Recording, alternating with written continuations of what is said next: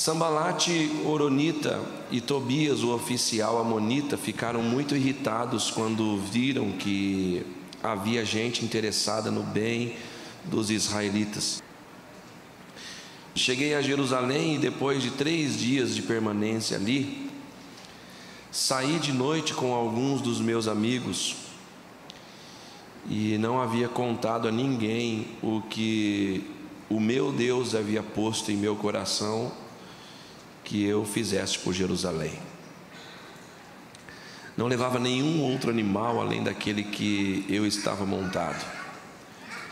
De noite saí pela porta do vale na direção da fonte do dragão e da porta do esterco, examinando o muro de Jerusalém, e havia sido derrubado as suas portas, que havia sido destruída pelo fogo.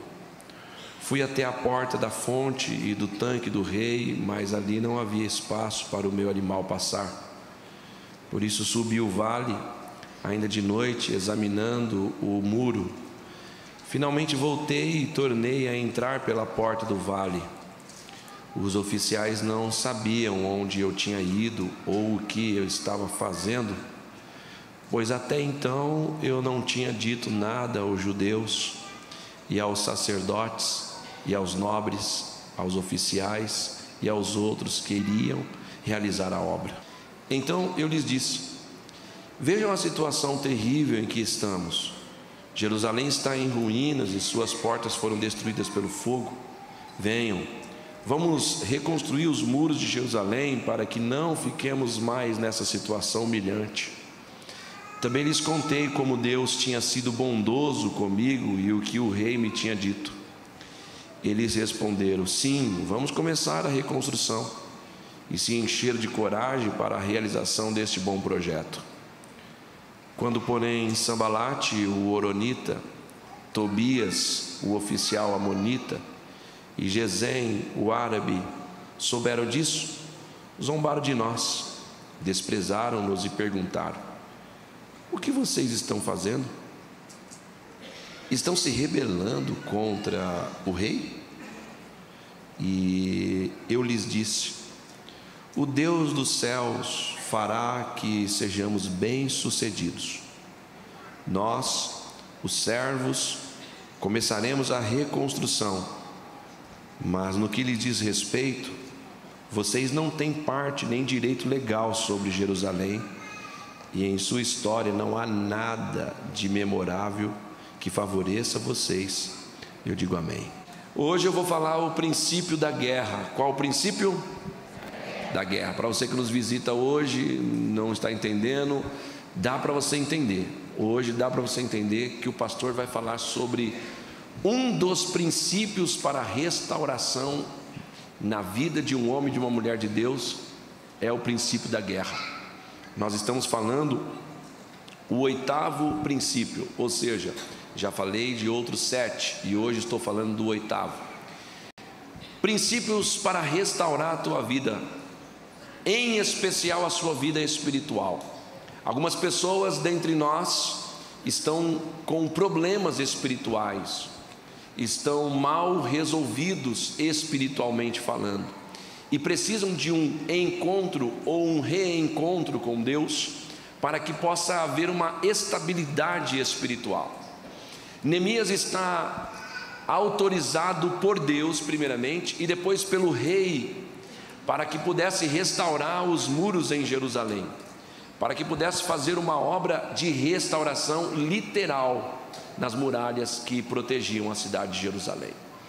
Nós estamos falando de restaurarmos a nossa vida, restaurarmos nossa vida espiritual, conjugal, profissional, ministerial e coisa que vale, porque alguns dentre nós têm algumas brechas naquilo que nos protege, naquilo que eu posso assim dizer, na nossa muralha. Alguns de nós temos algumas brechas. Hoje eu vou falar do princípio da guerra. O processo de restauração nos põe em um campo de batalha. Todo mundo que quer restaurar alguma coisa entra num campo de batalha. Alguns, o campo de batalha é conhecido, outros, o campo de batalha é desconhecido. Finalmente, Neemias, então, viaja para ajudar a fim de iniciar esta grande obra que Deus colocou no coração dele. Então, mas para reerguer aquilo que havia sido destruído, aquilo que se tornou ruínas há muitos anos, não foi fácil. E nós lemos aqui no texto do capítulo 2, versículo 10 até o versículo de número 20, e nós aprendemos que na hora que Neemias decide que estava tudo pronto, ele decide: está tudo pronto, vamos começar a reerguer, vamos começar a restaurar, vamos começar a fechar as brechas, restaurar as portas. Neste tempo, ele começa a encontrar as dificuldades que nós trataremos como uma guerra.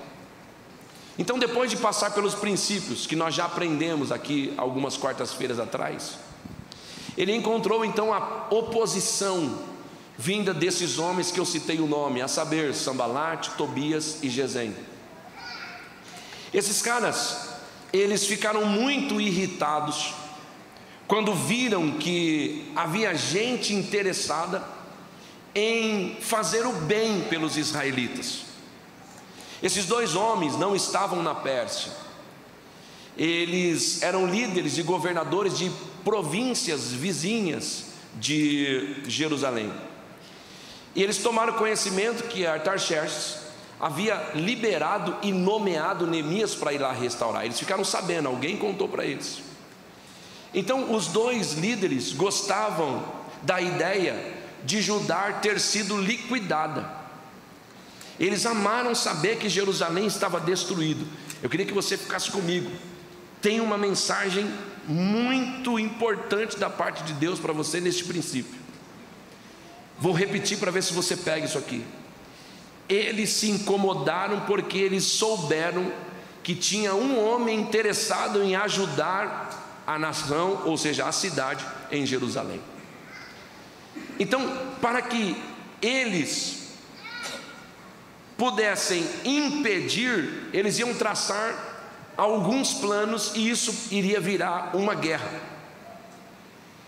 Jerusalém destruída, seus muros destruídos, era um motivo de alegria para Sambalate e Tobias e Gesem. Repito, para inimigos, ver os muros destruídos era motivo de alegria, era motivo de comemoração saber que a defesa de Jerusalém estava quebrada. Todo mundo que tem que restaurar alguma coisa na sua vida só quer restaurar porque algo está destruído, ou existe alguma anomalia naquele algo que você quer reconstruir. Só que na contrapartida nós entramos no princípio da guerra, porque nós sabemos que existem forças exteriores que estão felizes de saber, abre parênteses, que a sua casa, fecha parênteses, está sem porta. Imagine que o teu vizinho está dando risada de saber que a sua casa quebrou o portão e quebrou a porta, e está tudo fácil para o inimigo entrar lá e roubar o que é seu. Recentemente o meu vizinho saiu e esqueceu o portão aberto assim horas e horas, quase a tarde toda. Eu falei, alguma coisa está errada, né? E aí eu olhei e o portão dele abriu, literalmente o cara está dentro da cozinha dele, assim, só tem luz de espaço para colocar o carro, depois já é a cozinha. Eu falei, meu Deus, tem alguma coisa errada. Aí eu fiquei por ali dando uma de guarda, né? E liguei e tal, não sei o que, para alguém conhecido. Meu pai esqueceu o portão aberto. Se eu sou um vizinho desses, eu ia dizer assim, olha lá, deixou o portão aberto, está fácil de entrar na casa dele, está fácil de pegar as coisas que estão, tem uma linguagem popular dos meninos, moscando. As coisas que estão moscando aqui a gente já pega e já leva, porque deixou aberto. O inimigo das nossas almas, ele ri, ele tira barato de saber que você está com a sua proteção quebrada. Aquilo que impede, porque a cidade tinha muro, e tem até hoje, muro para proteger-se dos seus inimigos. Logo, quando esse muro tem brechas, o inimigo entra fácil. Logo, quando as portas foram queimadas e destruídas, não tem nada que impeça eles chegarem. Por que é que a sua vida espiritual não vai tão bem quanto deveria? Porque tem brechas. Porque está tudo bem, está tudo legal, daqui a pouco uma flecha entra fácil. Porque, irmão, não adianta você ficar olhando só para a grande fenda na sua muralha. Tem gente que pensa só na grande fenda. O inimigo não está preocupado só com uma. Se tiver uma brechinha de nada, ele joga uma setinha, porque ele sabe que essa setinha pode fazer um grande estrago. A saber o que o Alain Barbosa pregou aqui no culto de casais? Uma flechinha cai lá dentro da sua terra. Um espião, ele consegue enxergar, um espião profissional, ele consegue ver sem você saber que ele está te vendo, por uma brechinha, por uma facilitação. Um hacker consegue entrar, por exemplo, nesse meu notebook aqui, e ele consegue, se eu estiver logado na internet, ele consegue me ver aqui pela minha webcam. Uma brechinha. Tem alguém que comprou até um negocinho que tampa a webcam. Quem tem isso? Deixa eu ver. Ninguém? É bom comprar. O teu celular te escuta, irmão. O teu celular tem vida. Você fala qualquer coisa, daqui a pouco ele está te apresentando para você comprar a coisa que você falou. Teu celular, quem quiser sabe onde você está, pelo que o seu celular está na mão. Ouve a sua conversa. Você que anda falando mal de mim, seu celular sabe. Estou brincando, ninguém fala mal de mim. Deixou uma brecha, o inimigo entra. O inimigo está feliz de saber que tem uma brecha aberta. Quando eles descobrem então que tem alguém disposto a cuidar daquele muro, quando ele viu que tem uma pessoa que mostrou preocupação no desejo de restauração, eles não gostam nem um pouco da notícia. Baseado nisso, o princípio da guerra tem alguns nortes. Eu nunca fui numa guerra, também nem quero, literal. Mas eu imagino como seja, baseado em filmes que nós já assistimos. Aliás, eu gosto muito de filme de guerra, principalmente baseado em histórias reais. E a gente vê que todo comandante, ele dá uma estratégia de guerra aos seus subordinados. Sim ou não? E note que uma delas, que às vezes eu fico estarrecido de ver, a despeito de ser um filme, mas alguém viveu, é de saber que aquele momento que as bombas estão sendo lançadas pelo inimigo, eu estou falando de princípio do quê? Na hora que o inimigo está jogando bomba, dando tiro, o tiro já virou bombinha para eles, já virou fogos, e naquele momento o comandante ele está sóbrio.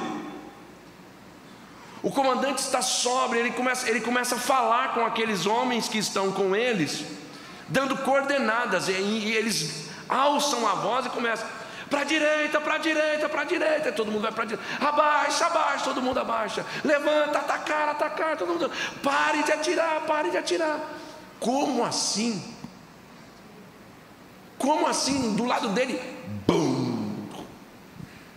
Aí o filme faz assim, o ouvido dele, e ele já dá uma sacudida assim, sacode o pó e já começa: Harry, Harry. É um nome hipotético aqui, né? Charles, Charles. Onde você está? Aqui, sargento. Vem mais para cá, vem mais para cá. Não vem, fica. Irmão do céu. pastor, mas o que o senhor faria numa hora dessa? Eu chamaria minha mãe.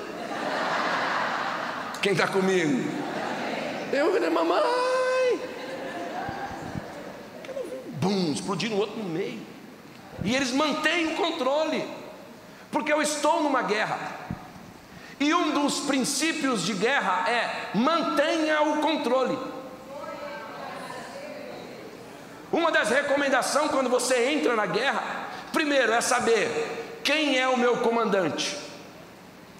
E ao que me parece, o Neemias sabia quem era o comandante dele. Sabia ou não sabia? Porque ele diz assim, olha, ele diz assim: o meu Deus havia posto em meu coração para que eu fizesse isso. Então ele sabia quem foi que deu a dica para ele ir para lá. Quem foi? Então eu sei quem é o meu comandante. E o meu comandante tem boas estratégias de guerra. Eu confio nesse cara porque ele tem experiências de guerra. Você, se fosse um soldado ou alguém de um exército, você fala assim, quem que vai comandar? O Rogério. Quantas guerras o Rogério já foi? Nenhuma, ele só ficava no gabinete escrevendo papel. Agora ele vai comandar você. Deus me livre. O Rogério nunca pegou numa arma, não, mas ele é comandante. Mas ele nunca pegou numa arma, mas não. Agora, quem vai? O Rogério. Ah, o Rogério. Você conhece o Rogério? Claro, o Rogério já foi para 10 guerras. O Rogério tem tantas condecorações, título para todo lado. Ele sabe o que é um campo de batalha. Ah, então estou tranquilo, o Rogério vai dominar. Você não entendeu, irmão? Quando você parte para uma guerra, um princípio ou seja, um desejo de restauração, e você entra no princípio da guerra, você tem que saber primeiro quem me comanda. E o Neemias sabia quem comandava. Quem comandava o Neemias não era o rei Artaxerxes, por mais poderoso que fosse. Não, tinha alguém acima do rei. Quem comandava Neemias não eram os seus melhores amigos. Ele citou aqui os meus amigos. Não eram os seus melhores amigos. O conselheiro do Neemias não eram os seus melhores amigos. Tinha um comandante na guerra. Sabe por que a senhora anda se perdendo no processo de restauração? O senhor anda se perdendo porque você não mantém o controle, você fala demais. Eita!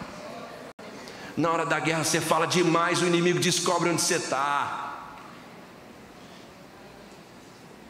Filme de guerra, Fabrício. Está comigo, Fabrício?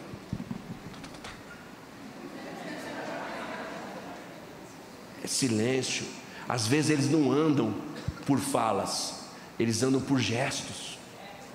Certo ou não, comandante?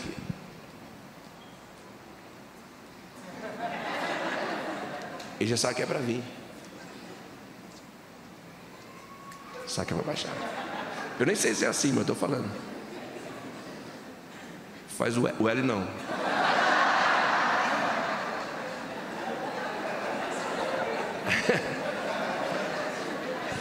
Levanta. Quem está comigo? Aí ó, tipo silêncio, silêncio, silêncio.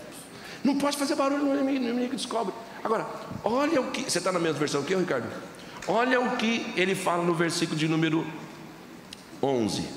Cheguei a Jerusalém, e depois de 3 dias de permanência ali. Quantos dias, irmãos? 3. Não, nós somos um. Pega isso aqui, risca na tua Bíblia aí. Quantos dias? 3 dias ele já estava no lugar que ele ia começar a obra. Aí, 3 dias eu estava lá. Saí de noite com alguns dos meus, e eu não havia contado a ninguém. Ah, só o Will que entendeu? Eu estava com amigos, mas eu não tinha contado para ninguém a estratégia que Deus me deu para a guerra. Entendeu porque está devagar para você? Você fala demais. Um dia o programa de televisão, o cara falou: você fala demais, Adebal. A senhora fala demais, a senhora fala tudo, e fica refém das suas palavras. Conta tudo para todo mundo, achando que todo mundo é seus amigos. Aqui está vindo um conselho de Deus para você. Conta tudo para todo mundo, achando que todo mundo é seu amigo. Se não for amigo, não é para você contar. E se for amigo, é para contar? Não também. Porque tudo tem um tempo. O Neemias estava 3 dias lá e 3 dias calado. Imagina os amigos dele. E aí, Neemias? Ele fala: tudo certo, tudo beleza. E aí, que nós estamos? Não, vamos ficar por aqui um pouquinho, conversar. Quero conhecer a cidade. Mas o que nós viemos fazer aqui? Não, vamos só ver como é que está a cidade e tal. Silêncio. Uma das estratégias de guerra é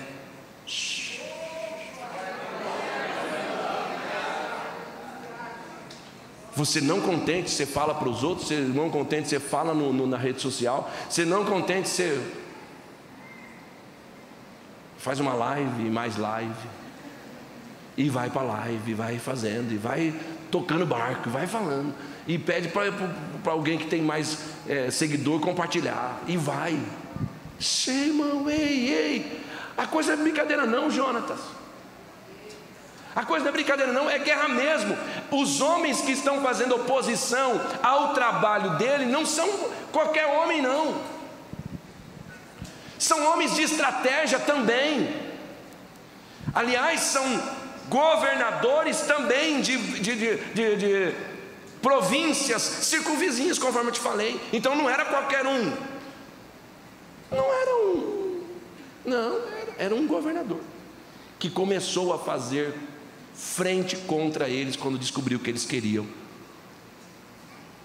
restaurar. Aí o texto fala lá: eu não havia contado para ninguém o que Deus havia posto no meu coração que eu fizesse por Jerusalém. Olha o versículo 16. Os oficiais, diga comigo, os oficiais não sabiam onde eu tinha ido ou o que eu estava fazendo. Tá bom para você? Onde você está, você vai lá e põe o check-in.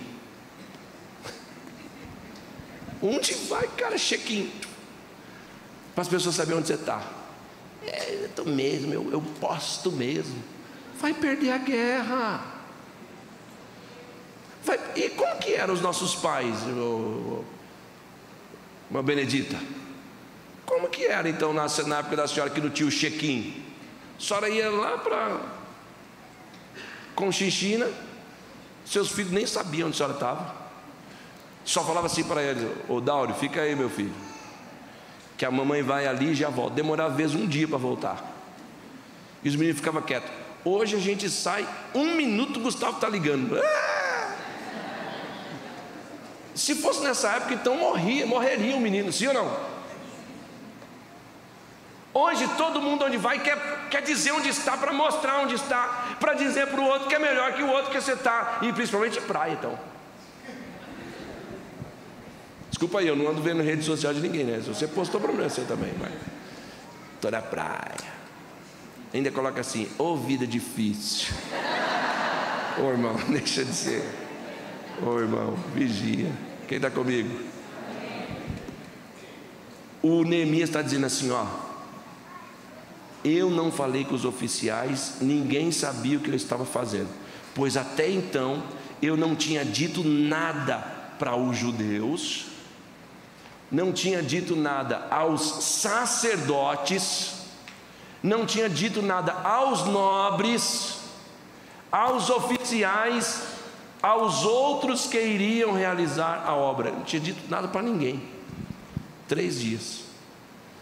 Fale para quem você quiser. Fique em silêncio.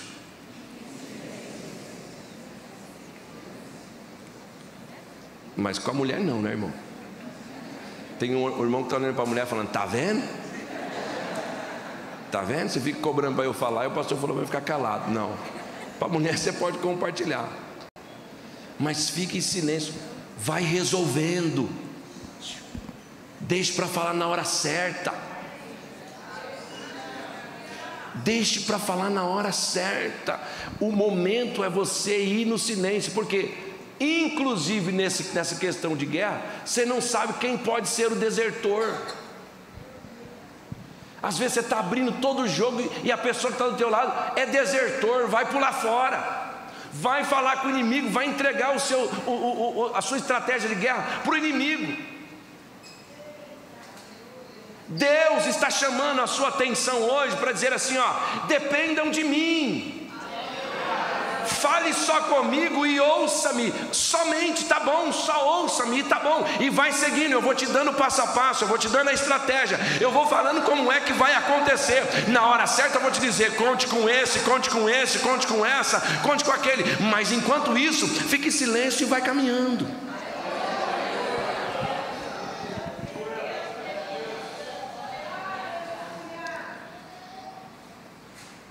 Eu me lembro no capítulo 30 de Isaías, e eu quero comentar com vocês isso aqui também.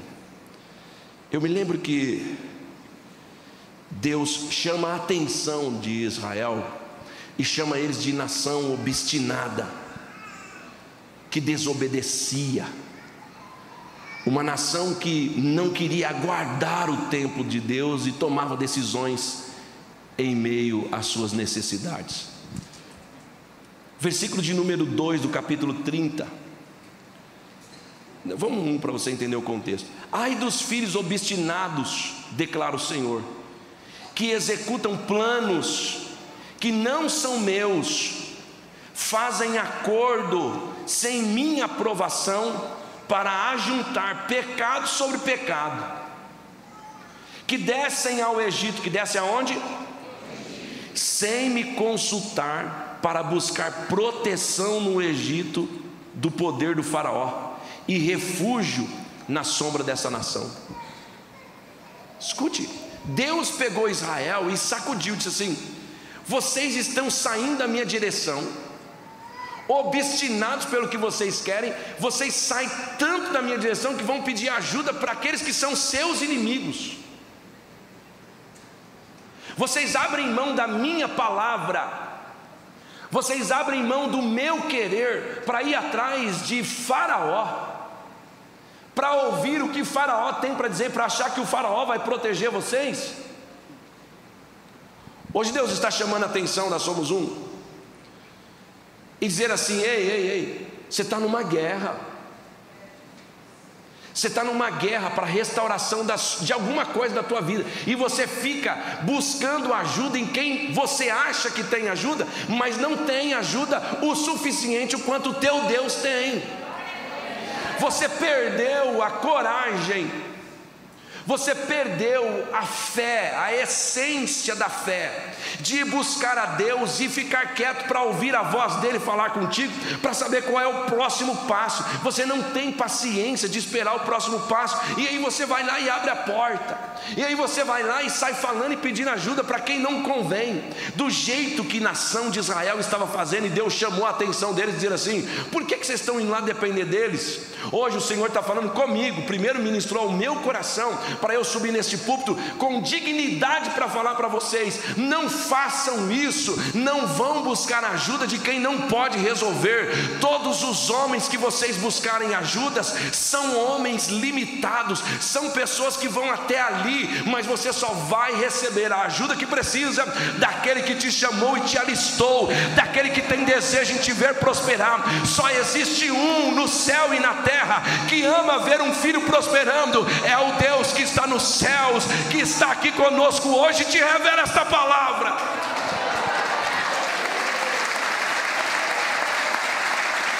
Ele quer te ver bem.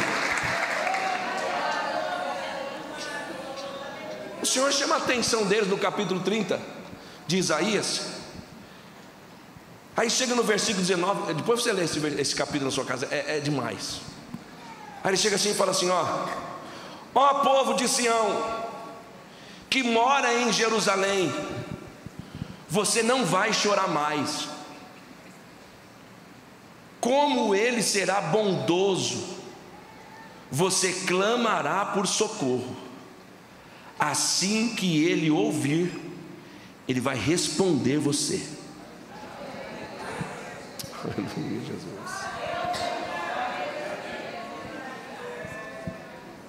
Ele será bondoso com você. Quando você clamar, ele vai ouvir e vai te responder. O problema é que a Somos Um está clamando para a gente errada. O problema é que o pastor André, de quando em quando, está pedindo ajuda para a gente errada.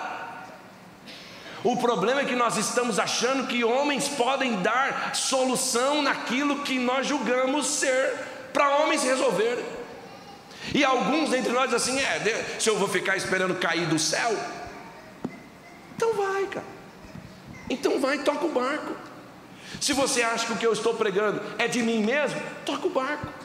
Continue fazendo teus negócios, continue fazendo suas alianças, continue recorrendo a pessoas achando que eles vão te cobrir para o resto da vida.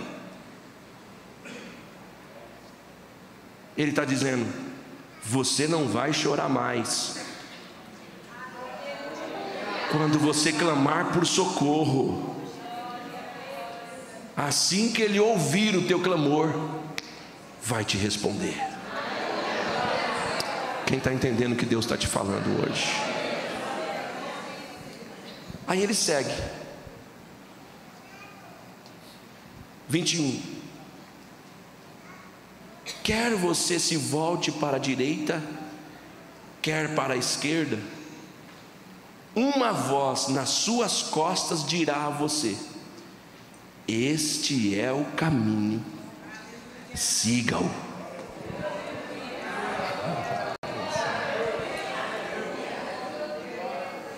Lembra que eu falei recentemente? Você não está vendo, mas Ele está trabalhando. Quem está comigo? Você não está vendo, mas Ele está falando.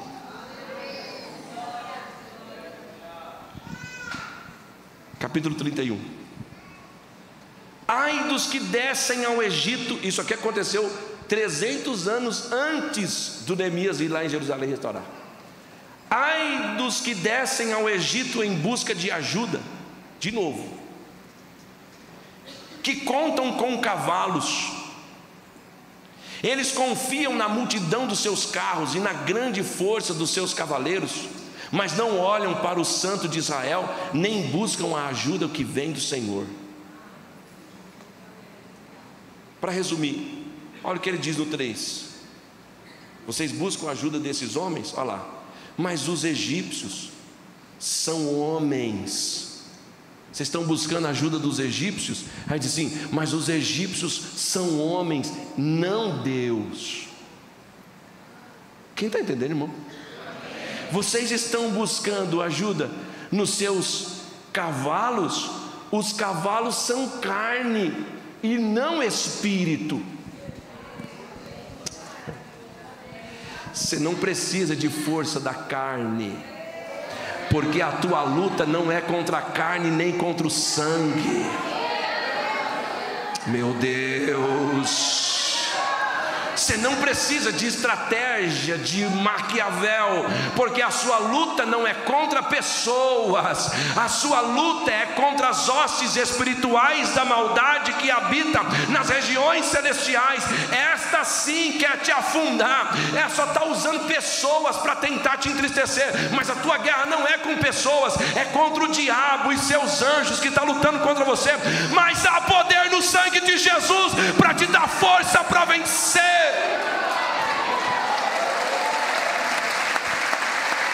Conte com o Espírito. Eu insisto em te dizer, senhora, o teu negócio não é o casamento apenas, o teu negócio não é a falta do emprego ou a sobra dele, o teu negócio não é a falta do dinheiro ou a sobra dele, o teu problema é a falta de espiritualidade, o teu problema é a falta de comunhão com Deus, o teu problema é a falta de você parar para ouvir a voz dele falando no teu ouvido, para saber qual será o próximo passo. Hoje você vai sair daqui entendendo que a voz de Deus vale muito mais.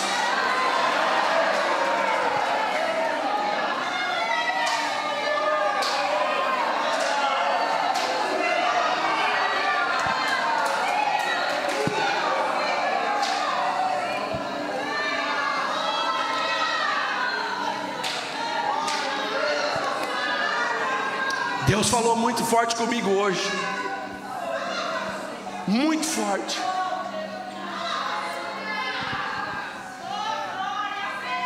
O dinheiro te abre uma porta, mas não mantém ela aberta. Os homens te abrem porta, mas não conseguem manter ela aberta. O que você está precisando é ser mais espiritual. Eu e vocês precisamos ter sensibilidade do Espírito. Que nem agora você está vendo alguns aqui, ó. Sabe por que está acontecendo esse barulho aqui, ó? Porque as pessoas sabem quando Deus está falando. As pessoas sabem quando o Espírito Santo está movendo na casa. Tem gente que ainda tem uma sensibilidade do Espírito, dizer assim: eu estou sendo confrontada sim, eu estou sendo confrontado sim. E o que eu preciso não é depender de gente, não é depender de negócios, não é depender dos meus amigos, não é depender do meu dinheiro, do meu poder, da minha fama, não é depender do prefeito, do governador, do presidente, mas eu preciso depender da voz do Espírito Santo falando aqui.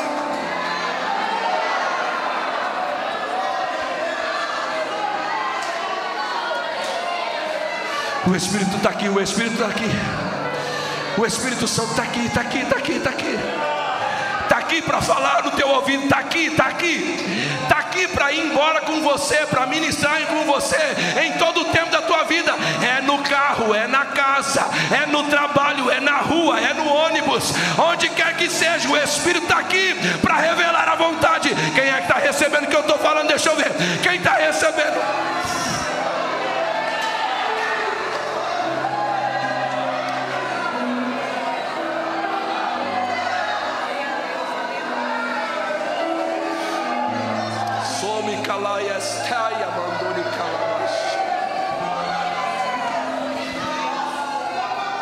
Neemias veio fazer o que aqui? Eu sei que eu vim fazer. Conta para mim. Não, eu sei que eu vim fazer. Eu sei quem é o meu comandante. Eu sei quem está na minha frente. Repita comigo: os egípcios são homens, não são Deus. Os cavalos são carne e não espírito.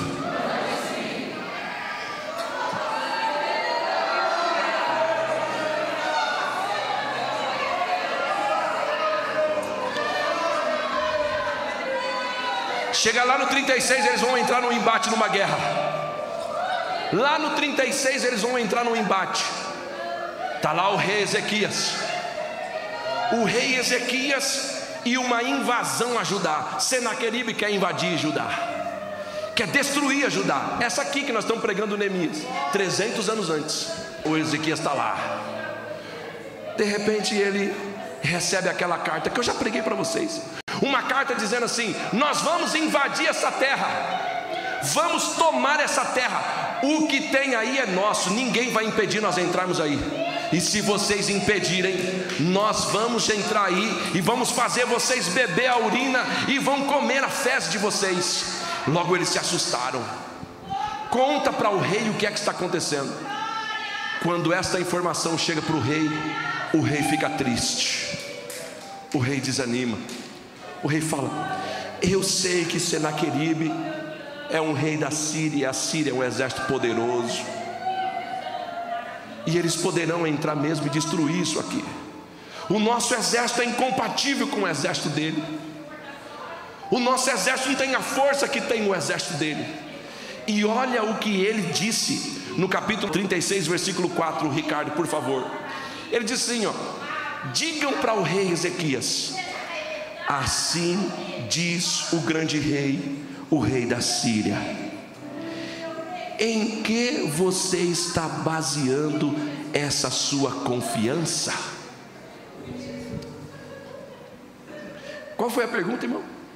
Em quem você está baseando essa sua confiança?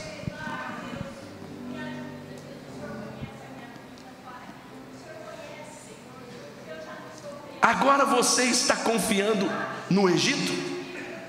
Olha, o inimigo está falando, ele mesmo instiga e ele mesmo te acusa. Você está baseando a sua confiança em quem? E se Ezequias estivesse titubeando quem era o comandante dele, como ficaria? Aí ele pega e solta. Você está baseando a tua força no Egito? Você está baseando a tua força em Faraó, na mão do Faraó? Isso aí é pouco para nós. Agora, se você disser que está também baseando a força no teu Deus, o Deus de Israel, você também está enrolado, porque ele não tem poder contra nós. Ah, irmão, vem comigo. O Ezequias fica sabendo disso. Pega a carta que ele recebe, 37:14. Olha lá, Ezequias recebeu a carta das mãos do mensageiro e leu. Subiu ao templo do Senhor, abriu-a diante do e fez o quê? E orou. Diga comigo, e orou.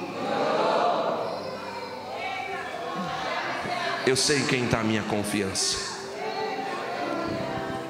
O que foi que Deus tinha dito lá para eles? Fale comigo, eu vou ouvir e vou atender. Pede socorro para mim, que eu ouço e respondo.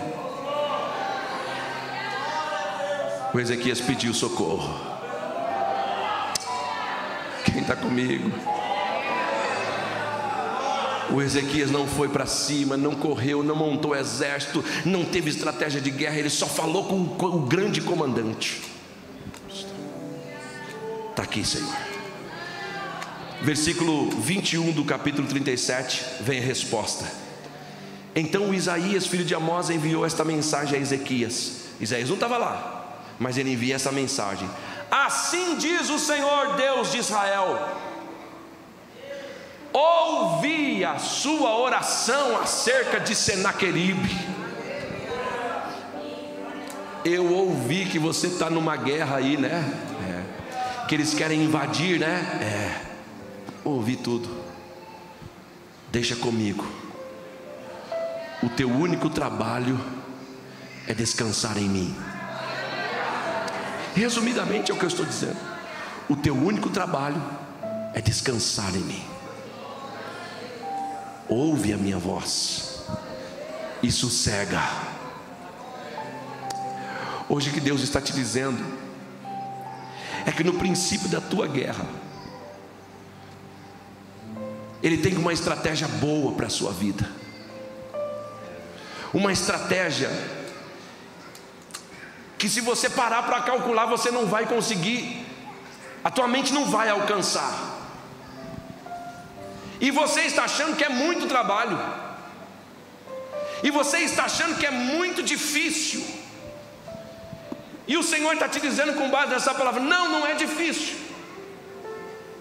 É só falar comigo e depois ouvir minha voz. A igreja está errando em algum desses pontos. Ou você não está falando com Ele, ou você não está parando para ouvir a voz dEle. Você pode até estar clamando, mas não está parando para ouvi-lo. Ou você não está clamando, porque pronto Ele está para te ouvir. Aleluia. Lembra do rádio na guerra, que o soldado anda com o rádio nas costas? E o comandante do pelotão tem um rádio para falar com o superior dele.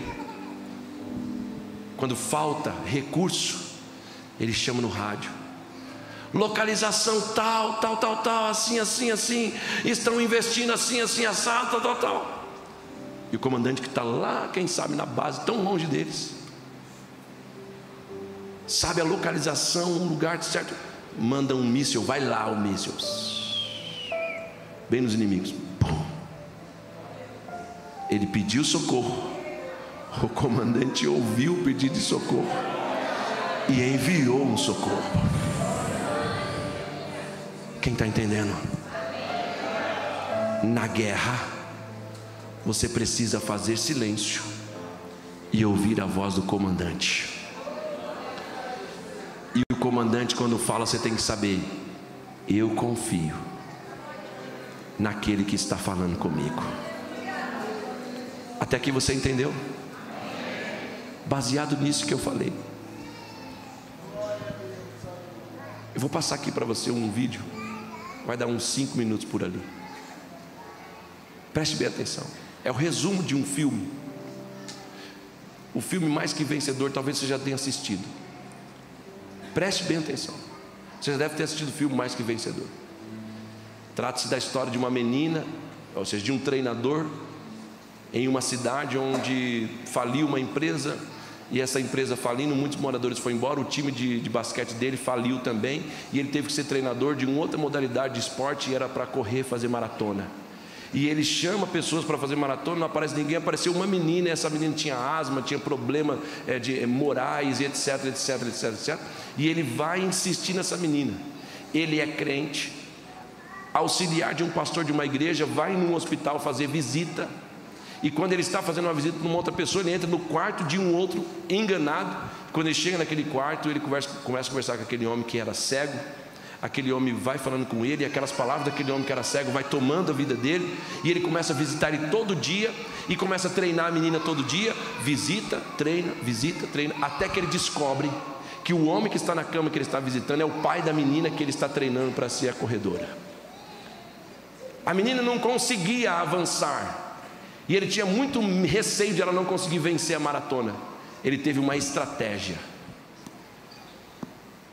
E conversando com o pai dela, ele descobriu que o pai dela também tinha sido maratonista. E o pai dela sabia o percurso que ela iria correr. Ele falou: já sei o que eu vou fazer. E ele dá uma dica para o pai. O pai grava a voz, visualizando na mente que a menina estaria correndo em determinado ponto. Ele vai contando os tempos, vai falando para ele que ela estava em tal ponto, e ele vai falando com ela, vai falando com ela. No dia da corrida, ele dá um fone para a menina e bota a menina para correr. Veja o resumo. Deve estar na primeira ladeira.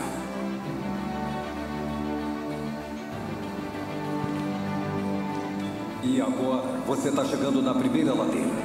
Muitas meninas vão desacelerar, mas você não. Você vai atacar a ladeira. Eu quero que você mexa bem os braços.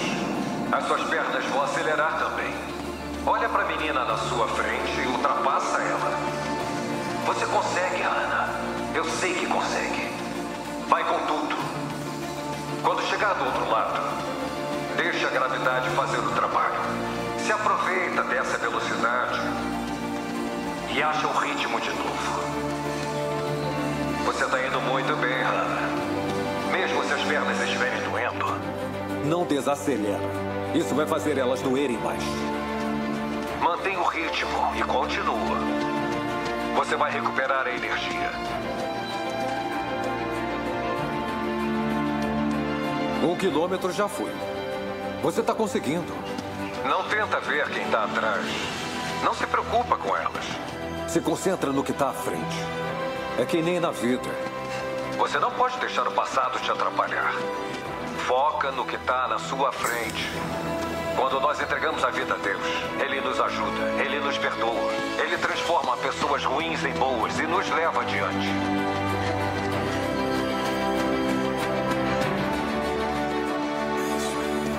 Oi, John, não vai pro meio da pista com os outros treinadores? Eu não tô treinando a Hannah hoje, não. Ela tem um treinador melhor. Tá bom. Hannah, ter você na minha vida é a resposta às minhas orações. Eu pedi isso a Deus mesmo sabendo que eu não merecia. Eu implorei para Ele me perdoar por não ter estado ao seu lado. Uma das maiores bênçãos da minha vida foi conhecer a minha filha. Eu agradeço a Deus por você, Hannah. Você nem imagina como eu tô orgulhoso. Eu acordo todo dia com um sorriso no rosto, pronto para orar por você. Eu tenho orado para você saber que eu te amo e que Deus te ama. E Ele disse: eu sei que planos eu tenho para você. Planos de prosperidade, não de dores. Planos para te dar esperança no futuro. Eu oro pela sua avó também, para Ele ajudá-la. Chamá-la para perto dele. Hannah, Já foram 3 quilômetros. Faltam só 2.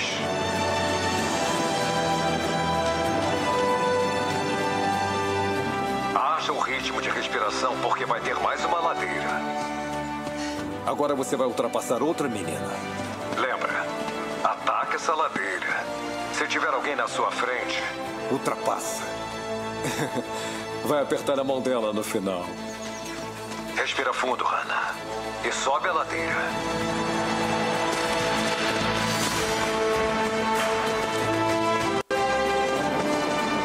Temos outra atualização. Faltando 1 quilômetro. Escuta. A Dinamin está em primeiro.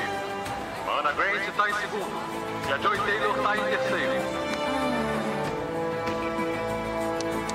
Hannah, se você for igual a mim... O seu corpo vai querer parar agora. Mas vamos superar isso. Agora você tem que pensar como uma vencedora. A maioria das corredoras vai desacelerar, mas você não. Falta 1 quilômetro e ele é seu. Se as pernas estiverem doendo, deixa doer. Os seus pulmões estão cansados, mas estão lutando. As outras corredoras estão sentindo a mesma coisa. Você tem que manter a sua posição. Agora vem a última parte. Se tiver alguém na sua frente, você tem que ultrapassar. Não deixe ninguém te bloquear. A Dinamin deve estar saindo da floresta. Sim. Você está perto da linha de chegada. E nós vamos terminar bem. Você vai sair da floresta. Se o treinador Harrison estiver certo. A primeira corredora deve estar 30 metros à sua frente. Está na hora de se esforçar. É agora que você usa a energia reserva. Dá o seu melhor na pista. Agora, minha filha. Tá na hora. Hannah, alcança ela.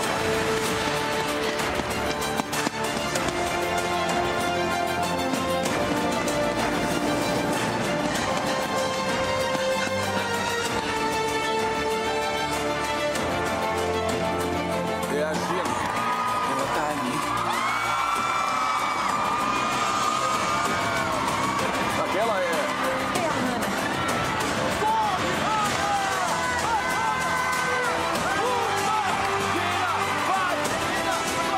Você consegue. Dá o seu melhor. Alcança ela. Alcança ela, Hannah! Aumenta os passos. Mexe os braços.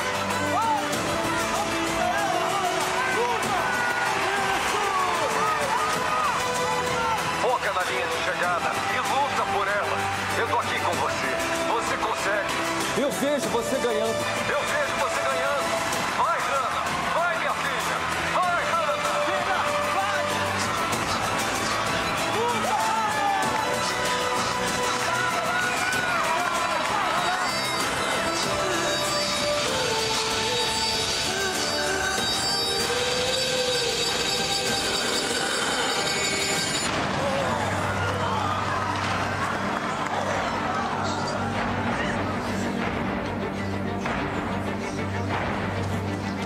Hannah. Hannah. Hannah. Hannah, respira pra mim. Tem oxigênio? Respira. Tem. Ela tá precisando. Respira Fica comigo. devagar. Respira devagar. Você consegue, Hannah. Vai. Você consegue. Tem que tirar ela, as corredoras estão chegando. Vamos tirar, Hannah. Vamos.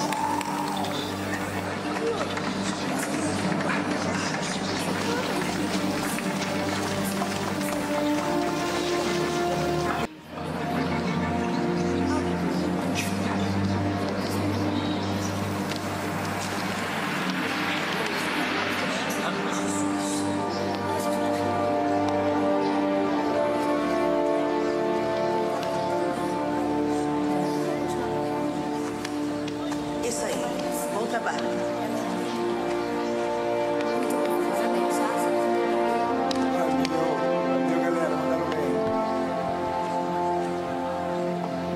Ela caiu aqui.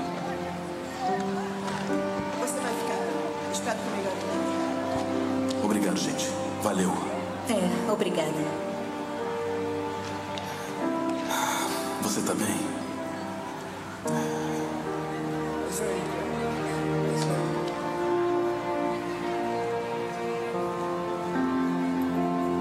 Olha, eu tô muito orgulhoso de você.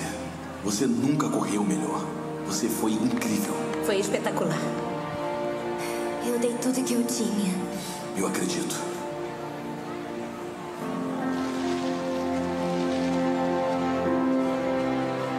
E aí, mocinha, você tá bem? Eu tô bem. Foi um ótimo final, meio assustador também.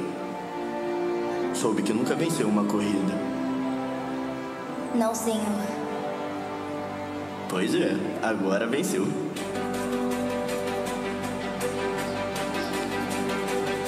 A gente teve que verificar no vídeo, porque o computador disse que o tempo de vocês foi idêntico. Mas na verdade, você estava 2 centímetros à frente. Meus parabéns, você acabou de vencer o campeonato estadual.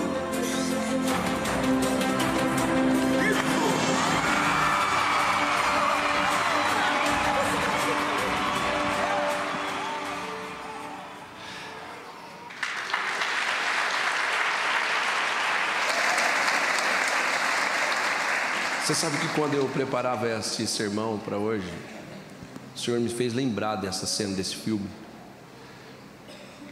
Que o que fez essa menina avançar foi a voz do pai dela no ouvido dela. Foi o quê? A voz do pai falando para ela: vai, filha. Provavelmente sua perna agora está muito cansada. Eu sentiria isso, mas se você se esforçar, você vai conseguir. Vai mais um pouco. Eu trouxe essa reflexão para vocês depois desta mensagem, para você voltar a ter sensibilidade na voz daquele que te chamou. Pastor, como que é a voz de Deus? Guto. Eis Deus falando comigo. Onde está Guto? Não. A voz de Deus é um sentimento. Quando você ouvir alguém dizer assim: Deus está falando comigo, raras vezes eu ouvi uma voz, Deus falando comigo. Mas é um sentimento que testifica o querer dele. Você sente, vibra. E hoje algumas pessoas aqui sentiu Deus falando, vibrou. Não vou dizer que Deus nunca fala em uma voz audível, fala também, mas raras vezes você ouve. Geralmente Ele fala do seu próprio íntimo, aqui de dentro. Está na hora de você ficar em silêncio, dizer: fala comigo, Senhor, que eu estou numa guerra e eu quero saber até onde eu vou. Qual é o próximo passo? Que arma que eu tenho que usar? Eu estou pedindo socorro, e o Pai vai falar dentro do teu ouvido. Você viu o texto que eu falei para vocês? Se você for para a direita ou for para a esquerda, eu vou falar nas suas costas, o texto diz. Aleluia, Jesus. Ou seja, você não vai me ver, mas vai me ouvir. E eu direi para você que caminho você tem que percorrer. Você recebe essa palavra que é vinda do Senhor?